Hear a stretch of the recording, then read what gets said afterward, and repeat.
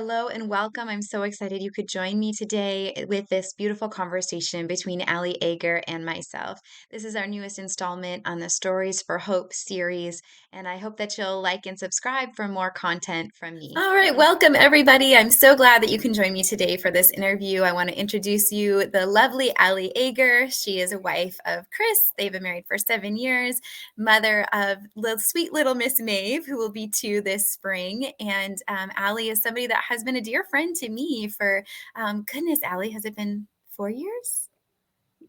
How far do we go back? Yeah, I don't know. If you look back from the beginning.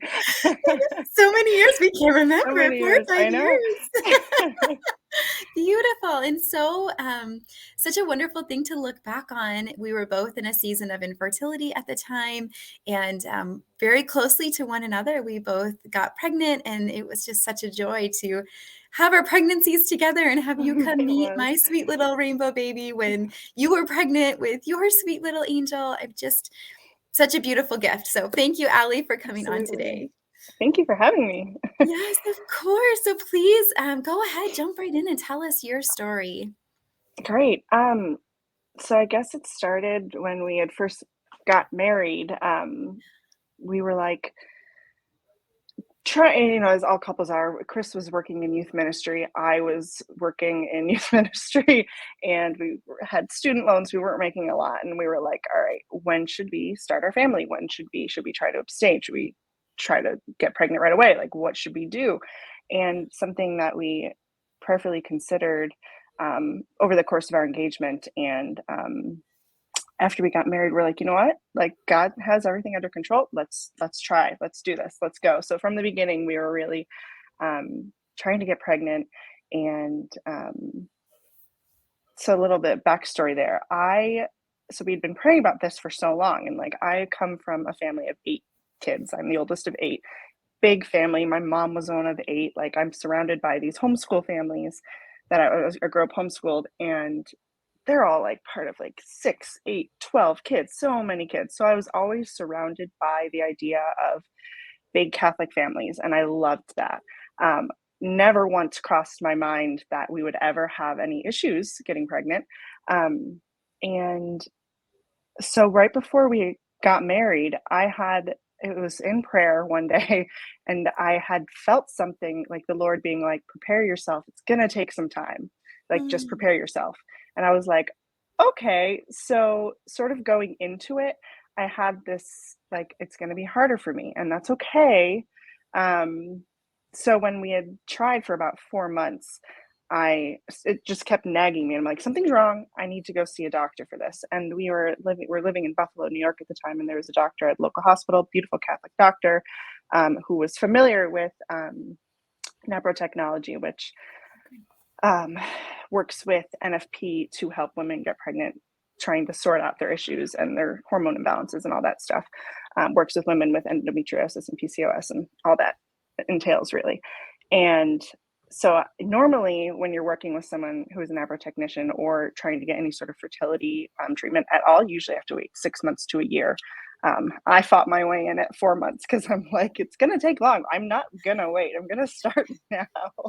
So hopped right into that, had some testing done. Everything was sort of like, seems fine. You have this issue, but like that could be corrected with medication. So like, you shouldn't have an issue if you start taking medication. So I'm like, okay, cool. Years go on, nothing's really happening.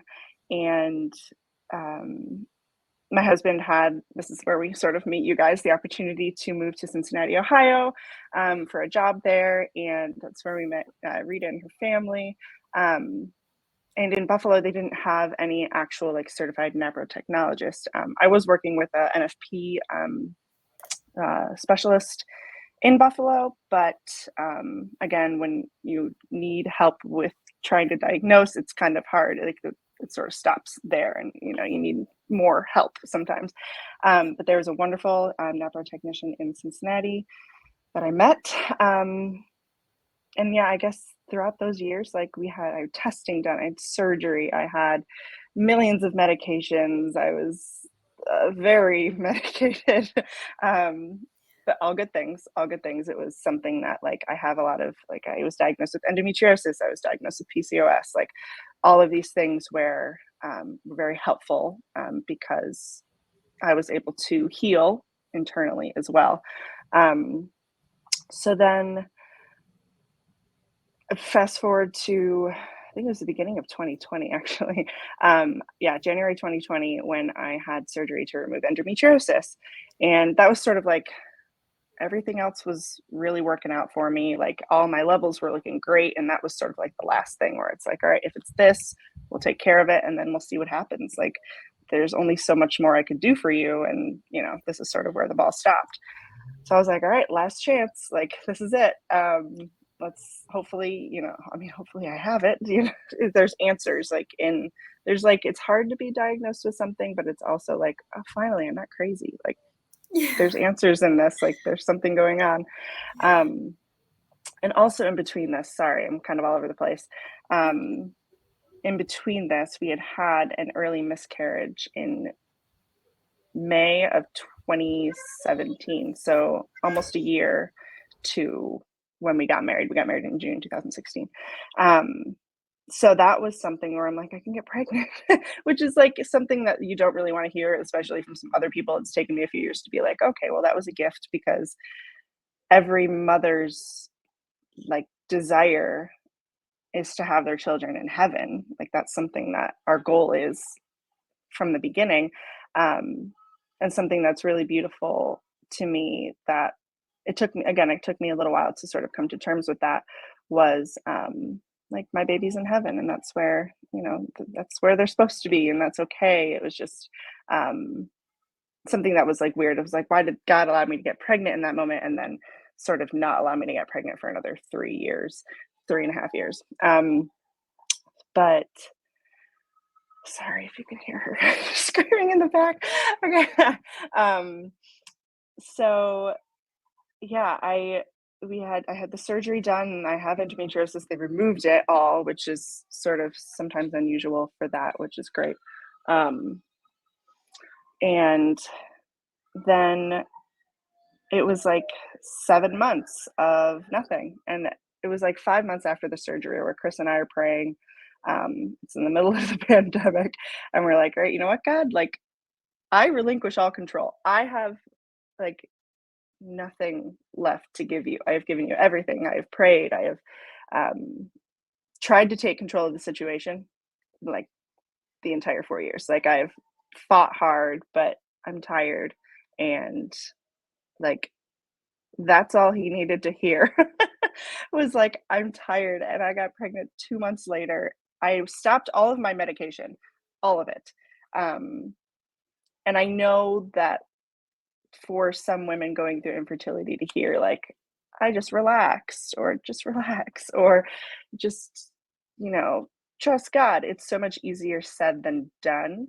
And I had to get to the point of like, it wasn't really rock bottom in the sense of like I was in despair, I was in whatever. It was the rock bottom of like I'm surrounded by nothing but walls and you're going to tear those down. Like I have nothing else to give. And it was just a beautiful lesson in trust that I didn't know I needed to learn. um, so we were able to get pregnant like right then. I mean, it wasn't an uncomplicated pregnancy. There were things like it was a little scary sometimes. Maeve was very underweight. I had severe low progesterone, and then we moved back to Buffalo, and the doctor that I was working with here, albeit amazing OB, they just don't really know how to prescribe and track progesterone as well as an Abro doctor would. So it was like fighting for that and ultrasounds every week for the last 4 months, 3 months. So it was just a lot of stress along the way. But again, it was such a beautiful, again, like the Lord was like, trust me, trust me. Like I got you this far. I can take you to the finish line. Like it's gonna be okay. But yeah, it was. There's lots of different stories all within those 4 years that we went through. Again, like a lot of fighting, self-advocating for my health, trying to figure out what was wrong, um, a lot of heartache, a lot of like people, I met along the way that were amazing, people that I met along the way that didn't quite understand. Um, when you've been married 4 years and you go to church and you see all these beautiful Catholic families and you're like, why am I not one of them? But again, like the Lord was like, trust me, trust me, trust me. And you always see that in hindsight. You can see the blessings and like the little way God was using you along the way, and using your situation to bring you closer to Him. So I guess, yeah, it's the hope of, yeah, I don't know. Yes, yes, that's so beautiful. Oh my goodness, I love it. So, so in what ways, as you look back on that time, were you able to be fertile in that time of infertility? Um, that's something that my husband and I talked about often, actually. Something that we discussed because we're like, well, first and foremost, we had to like remind ourselves and remember that like our marriage or our vocation is to be married. It is not to be parents. Children are not a given in a marriage. It is not a right, so to speak. They are a gift. And that sort of brought us a lot of comfort because it's like the two of us make a family. It's not two of us plus babies, it's the two of us. And reminding ourselves of that was something that really did bring a lot of grace because it gave us like that sort of comfort. Like, I'm not doing anything wrong. I'm doing everything, the way I'm supposed to be doing. Like, and if we lead a holy and beautiful marriage, like there will be fruit that comes of that. That's sort of the whole fertility thing.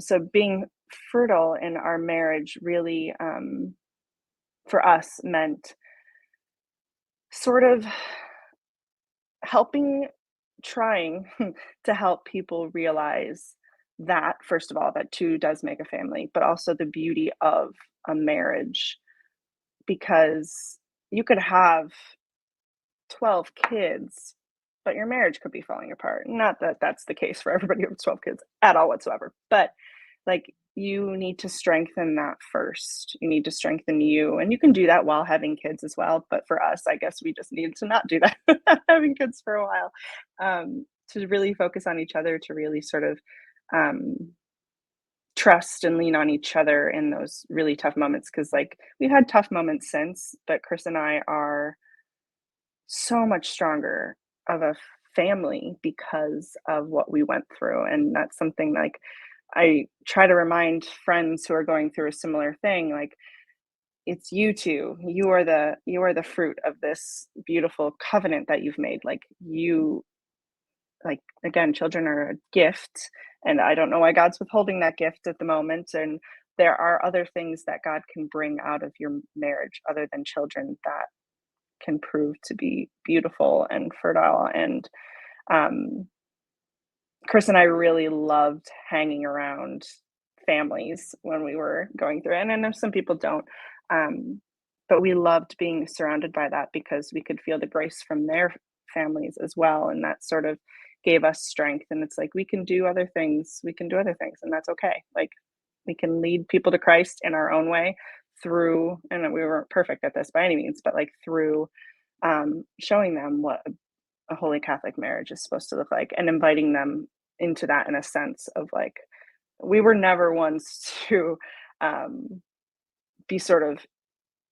like inclusive. Like, we didn't want people to, or we were inclusive. We don't want to be exclusive. That's what I meant. Where we were like, we don't want to sort of shut ourselves off from the world. Like, marriage is a beautiful thing. It's supposed to bring people in. And that's something that we always wanted to sort of portray, and something we had recent, like not recent, constant conversation about, because we didn't want to lose sight of the fact that people get really lost in tragedies. People can stray apart. People can um, really tend to focus more on like their self, not each other. And like with the death of a child, a loved one, whatever it is, people get so focused in on themselves, where we were like, we don't want that ever, ever, ever to happen. And I think we're stronger because of it. So. Yeah, that's so beautiful, and something, yeah, we definitely see all the time, right, with couples that are carrying the heavy cross of infertility. It can, he mourns differently than she does, and then it can put this wedge. And then on top of it, we have this really, it becomes a little bit more transactional, marital relations, right? Because Yeah. we're like trying for this fertile window, and there's all this pressure. And then Mm-hmm. outside of the fertile window, it's just, what's the point, right? Yeah. It becomes this really, if we're not really intentional about coming together and Mm-hmm. sharing hearts and being really good communicators, we can grow exponentially in our marital relationships through carrying these Absolutely. crosses, right? Mm-hmm. But it's also something where the cross can also sever that relationship to the point where it becomes so much more utilitarian in the Mm-hmm. marital relationship. And that's so beautiful. I was so blessed to witness that firsthand with you and Chris. Like, you've always had this really beautiful desire to continue to grow together and to allow for a transparency in your local community, about what you're going through, and Mm-hmm. how that weight is heavy or hard. And it was just so beautiful to be able to be a part of that journey with you now. Allie and I are not blessed to live in the same area anymore. They Yeah. she said when they moved away, they left us out here. But Goodbye. it was such a joy to be on that journey with you for a little bit of time, and to witness that for sure. Um, I love that. I love so much of what you said too. Like, each couple has to really discern what their comfort level is with being around other families, or, if they need to kind of step back. But I do think that kind of goes back to the body of Christ, right? As the body of Christ, we need to have families socializing with single people, socializing with Mm-hmm. couples without children. Like, we all need each other in very Absolutely. unique ways. And that's something, Allie, that you really spoke to me. Your friendship in your time of infertility was an accompaniment to me, as I had 4 little ones homeschooling, and I didn't know what I was doing. I still don't know what I'm doing, but you had the experience of being homeschooled and being from a big family in a way that I didn't. And your companionship to me in that time, that was a way that you bore fruit tenfold in my soul, just the way that you and Chris would give yourselves to others. And that's something I know that is not unique to the Johnson family, although we were very blessed to be recipients. And what a gift that you guys are, you and Chris, as a family, and now with Miss Maeve, of course, too. But I love that. That's so important for us to remember. Like, we are a family as a married couple, and then beyond that, we always pray and hope that God will shower down His gifts on us abundantly. But Mm-hmm. if He doesn't, what is that next step?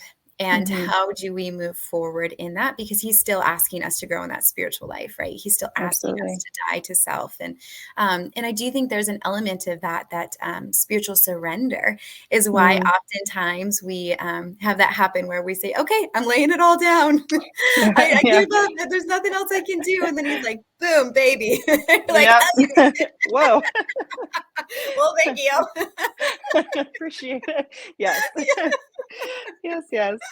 It's just, it really, like, especially, I'm sure, as you experience, like, hearing, like, oh, I didn't even try to get pregnant and I did, was something that a lot of um, people that are in the infertility community. I was part of like a group on Facebook, and then um, just with like certain accounts on Instagram, it's like, women are getting more comfortable talking about it, which I think is absolutely beautiful. But I think the conversation needs to, yes, while like sharing your cross and sharing the suffering of your cross and sharing like your sadness and your frustration and your anger are all healthy things. I think that in the same breath, you need to focus on like, where do I find the good in this? God takes the good and like finds the good in everything. He brings forth the good in everything. And where is the good in this? And where can I grow instead of just festering in sadness and despair? Where can I grow from this? And how can I learn to be a better human, to be a better wife, to be a better friend, to be a better mother in a sense? Because we all of us women have these mothering tendencies. When you don't have children, you're like, where do I use this? And I can't mother my husband, but like, where do I use this? We shouldn't. So yeah, we shouldn't mother our husbands. Don't do Guilty that. instead. But like, where do I use this, and how do I use it for the good? And there's so many beautiful saints that we can look to, Even if we have nothing in common with them, seemingly, like Yeah. physically, like you can look at to beautiful nuns and saints who were in the religious life, as to how to use your motherly instincts, your maternal blessings and gifts for other people in that way. And I think that's something that like we forget. And I remember going through a time where I was just mad at the Blessed Mother. I was just Mm, mad. And I was like, why can she get pregnant by the Holy Spirit? And I mm, can't get pregnant by like it was just something that I had no relation with her at all. And I sort of had to pray for a relationship with her because I wanted that. I yearned for that, but it was something that was sort of holding me back. The anger and the frustration that I felt, and silly jealousy that I felt. And I'm like, I can relate to her in other ways. There are so many other ways besides her giving birth to the Son of God that I can relate to her, because I can't even relate to her in giving birth to the Son of God because I will never do that. right. So, Yes. um, Yes.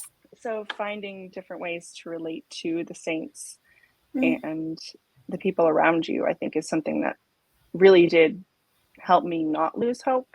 And I mm, never lost hope. It was more of like the hope shifted, I think. mm, And I think when my viewpoint shifted, the Lord was able to work in me because I wasn't perfect in any of mm. this situation. I was frustrated often. I was sad. I can't even remember the countless times I cried over a negative pregnancy test or like strained my eyes looking for the Yeah. second line. Yeah. And when it did come, it was like unbelievable. It was unbelievable.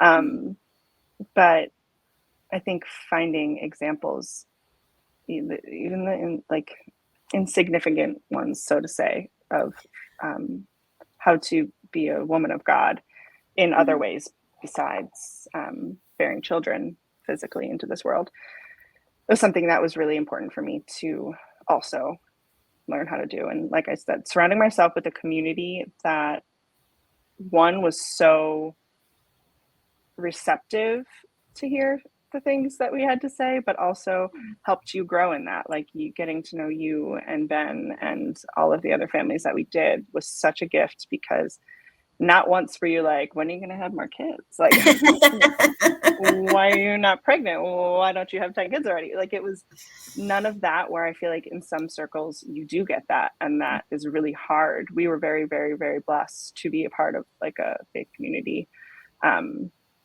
in Cincinnati and around Northern Kentucky. That was very beautiful. Like, let us into their families as well, which was such a mm. gift because we got to love on all our friends' babies and they were the sweetest. And it was so fun.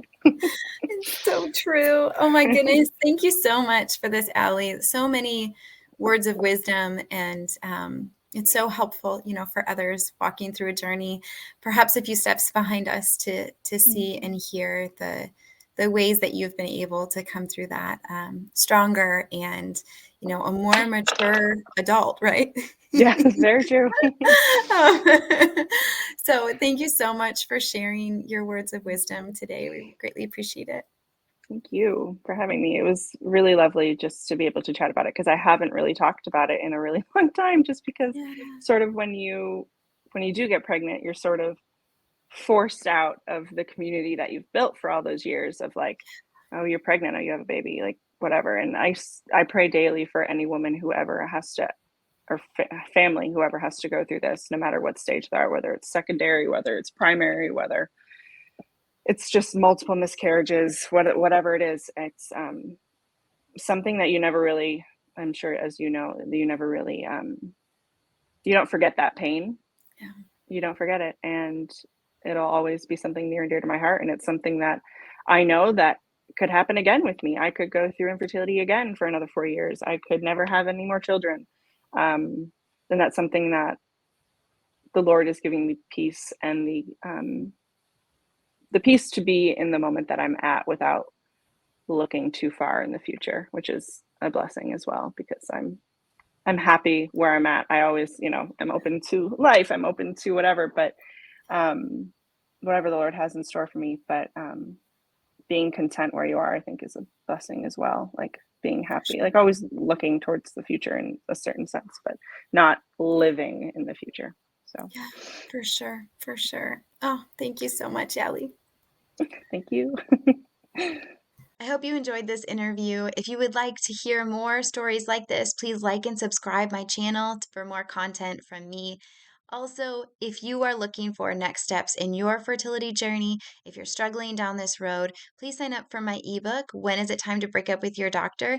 Even if your doctor has been serving you well, there may be more that can be done to support your body in this season of infertility. And my ebook gets you started with where to go and how to get more information to help support you. Thank you so much.